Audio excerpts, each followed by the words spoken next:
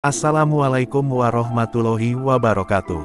Semoga kita semua dalam lindungan Allah, Tuhan Yang Maha Esa dan dalam keadaan sehat walafiat. Jumpa lagi dengan Pujangga Keder dan jangan lupa untuk selalu dukung terus channel ini dengan like dan subscribe. Sunan Muria memiliki nama kecil yaitu Raden Prawoto. Beliau juga dikenal dengan nama Raden Umar Said, yaitu nama yang diberikan ayahnya di waktu kecil. Raden Prawoto adalah putra pertama dari Sunan Kalijaga dengan Dewi Saroh. Dewi Saroh adalah saudara dari Sunan Giri yang merupakan putra dari Syekh Maulana Ishak. Jadi Sunan Muria masih keponakan dari Sunan Giri.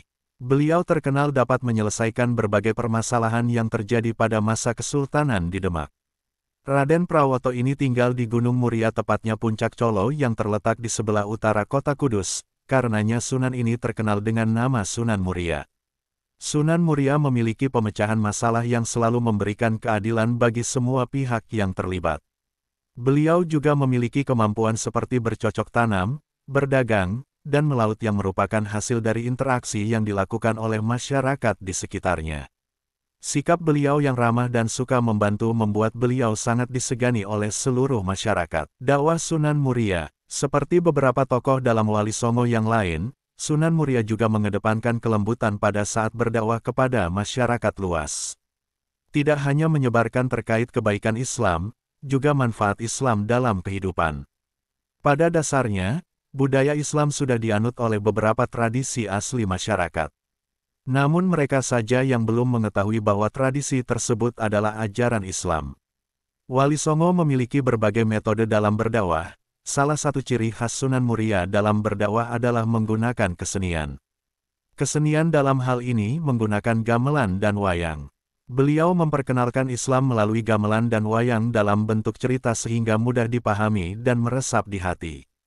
Melalui penampilan kesenian berupa gamelan dan wayang, beliau menceritakan berbagai kisah agama Islam dengan cara menyenangkan. Penonton yang notabene memiliki berbagai profesi seperti pedagang, nelayan, pelaut, dan rakyat biasa semakin memahami nilai-nilai Islam yang disampaikan Sunan Muria. Dalam kisah wayang yang diceritakan oleh Sunan Muria ini memiliki cerita Islami yang dikombinasikan dengan bunyi gamelan yang menjadikan penonton semakin antusias dalam melihat kisah wayang yang diceritakan Sunan Muria. Seperti Sunan Bonang dan Sunan Kalijaga yang berdakwah menggunakan kesenian seperti lagu-lagu Jawa. Sunan Muria juga berdakwah melalui kesenian dalam bentuk wayang dan gamelan. Beliau juga menyediakan dakwah dalam bentuk nyanyian Jawa. Nyanyian Jawa itu terkenal dengan nama Sinom dan Kinanti, yang di dalamnya terdapat lirik yang berisi kisah agama Islam yang tentunya semakin menarik bagi penonton. Karena itu Sunan Muria terkenal sebagai Sunan yang senang berdakwah, Topo Ngeli, yang memiliki arti menghanyutkan diri dalam masyarakat.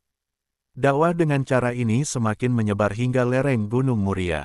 Kisah Topo Ngeli ini yang dikisahkan Sunan Muria adalah tentang kisah pewayangan yang dilakoni oleh Dewa Ruci yang merupakan kisah yang sering diceritakan oleh ayahnya.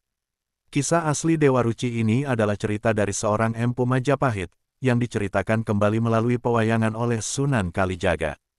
Karena Sang Sunan menceritakan dalam bentuk pewayangan maka kisah ini menjadi lebih terkenal. Dan Sunan Muria sebagai anaknya melanjutkan untuk menceritakan kisah ini. Kisah Dewa Ruci ini menceritakan tentang perjalanan rohani tokoh Bima, Werkudara, yang masuk ke samudera luas tanpa batas. Dan akhirnya ia Sang Hyang Nawaruci yang memberikan wejangan tentang kebenaran yang hakiki. Nah dari cerita inilah Sunan Kalijaga dan Sunan Muria menceritakan kembali dengan mengganti nama-namanya disesuaikan dengan nama-nama ajaran Islam. Misalnya nama Werkudara diganti dengan nama Nafhayawaniyah, Lawaudadi. Samudera luas diganti dengan Bahrul Wujud. Dengan perubahan-perubahan nama yang lebih Islami ini membuat kisah Dewa Ruci ini menjadi sangat digemari oleh masyarakat pada waktu itu. Benda peninggalan Sunan Muria. Sunan Muria merupakan salah satu tokoh agama Islam yang memiliki kekuatan dan kesaktian. Beberapa benda peninggalannya dipercaya memiliki kekuatan atau sisi keramat. Masyarakat merawat benda-benda peninggalan Sunan Muria dengan sakral. Simak beberapa benda peninggalan beliau di bawah ini. 1. Parijoto. Parijoto merupakan dua buah yang terdiri dari madu lebah atau anahel dan jintan hitam atau habatus sauda. Kedua buah ini baik dikonsumsi untuk ibu hamil karena memiliki kandungan gizi yang baik untuk memperkuat kehamilan. Parijoto memang dibesarkan di sekitar rumah Sunan Muria, namun kini kedua buah ini dapat ditemukan di berbagai wilayah. Terlebih saat ini banyak perusahaan yang telah mengembangkan dua jenis buah ini dalam bentuk kemasan obat yang mudah untuk dikonsumsi. 2. Pakis Haji. Pakis Haji merupakan salah satu jenis tumbuhan dengan nama sikas yang digunakan sebagai tanaman pengusir hama pada tanaman padi. Sampai saat ini, pakis Haji digunakan oleh sebagian besar masyarakat, terutama di Gunung Muria. 3. Bulusan dan kayu adem ati. Ketika Sunan Muria masih hidup, terdapat seekor kura-kura kecil yang dipercaya merupakan jelmaan manusia. Pada masa tersebut juga terdapat pohon dengan nama kayu adem ati, yang juga dipercaya memiliki kekuatan sehingga menjadi tanaman keramat. Kura-kura dan pohon ini sempat menghilang kemudian muncul kembali bertepatan dengan Hari Kemerdekaan Indonesia yaitu pada tanggal 17 Agustus tahun 1945.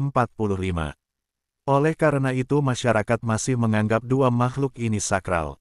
4. Pohon jati keramat Masin. Pohon jati telah hidup selama ratusan tahun sejak Sunan Muria tumbuh hingga tiada.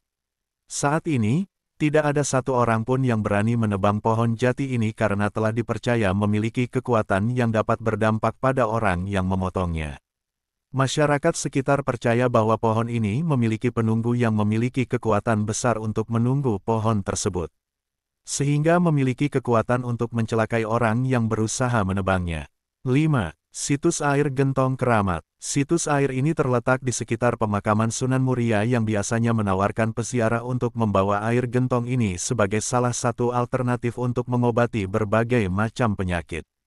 Sunan Muria sebagai salah satu wali Allah dalam menyebarkan agama Islam hingga saat ini masih menjadi tokoh yang dikenang di hati masyarakat. Berkembangnya Islam dengan kelembutan, memberikan kekuatan tersendiri bagi masyarakat khususnya umat Islam yang hidup pada masa kini. Islam dapat menjadi agama pemersatu bagi semua permasalahan yang ada di dunia. Cara berdakwah yang dikembangkan oleh Sunan Muria beserta peninggalannya masih dikenang hingga kini. Tempat peristirahatan terakhirnya menjadi kunjungan bagi orang-orang. Tidak hanya mendatangi, masyarakat yang melakukan ziarah juga berdoa untuk Sunan Muria. Karena tanpa beliau, masyarakat Muslim tidak akan sekuat ini. Wassalam, sekian dulu dari saya, semoga bermanfaat. Dan saya ucapkan terima kasih.